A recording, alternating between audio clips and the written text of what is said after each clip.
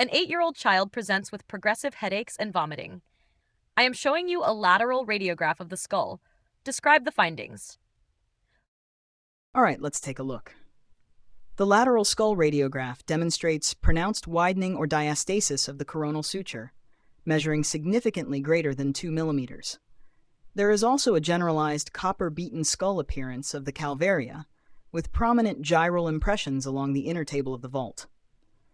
Additionally, there is subtle erosion and osteopenia of the dorsum sellae of the sella turcica. The combination of suture diastasis, gyral impressions, and dorsum sellae erosion is highly characteristic of chronically raised intracranial pressure. All right, let's take a look. The lateral skull radiograph demonstrates pronounced widening or diastasis of the coronal suture, measuring significantly greater than 2 millimeters. There is also a generalized copper-beaten skull appearance of the calvaria, with prominent gyral impressions along the inner table of the vault. Additionally, there is subtle erosion and osteopenia of the dorsum sellae of the sella turcica. The combination of suture diastasis, gyral impressions, and dorsum sellae erosion is highly characteristic of chronically raised intracranial pressure. Abnormal widening or diastasis is defined as greater than 10 millimeters at birth, greater than 3 millimeters at 2 years of age, and greater than 2 millimeters at 3 years of age. Suture diastasis from raised intracranial pressure is rare in children older than 10 years because the cranial sutures have progressed to advanced fibrous interdigitation and partial fusion.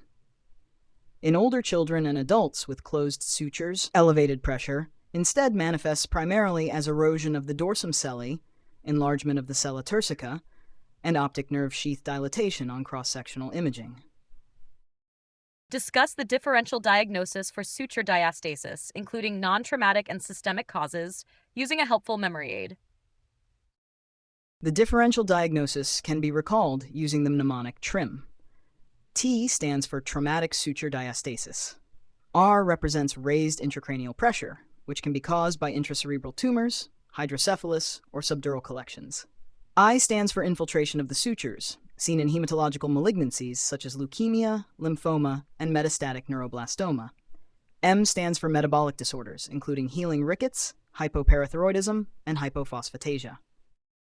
What is the clinical significance of the copper-beaten skull appearance, and how does it relate to physiological findings? A copper-beaten skull refers to prominent gyral impressions on the inner table of the skull vault, resembling hammered copper, which reflects the patterns of cerebral gyri pressing against the growing bone. While it is a classic sign of chronically elevated intracranial pressure, often associated with craniosynostosis, hydrocephalus, or intracranial masses, it can also be a normal physiological finding. It is frequently seen in healthy, asymptomatic children during periods of rapid brain growth, typically peaking between 2 and 8 years of age, and should not be interpreted as pathological in isolation without suture diastasis or clinical signs. How would you manage this patient as a radiologist? As a radiologist, I would recommend emergency cross-sectional imaging, prioritizing a contrast-enhanced brain MRI or CT scan to identify the underlying cause of raised pressure, such as an intracranial tumor or hydrocephalus. I would suggest clinical examination for a tense fontanelle if it were a younger infant, and fundoscopy to evaluate for papilledema. I would recommend comparing these radiographs with prior films if available. Finally, I would document the findings, communicate the urgent suspicion of raised pressure directly to the referring team, and refer the patient to pediatric neurosurgery.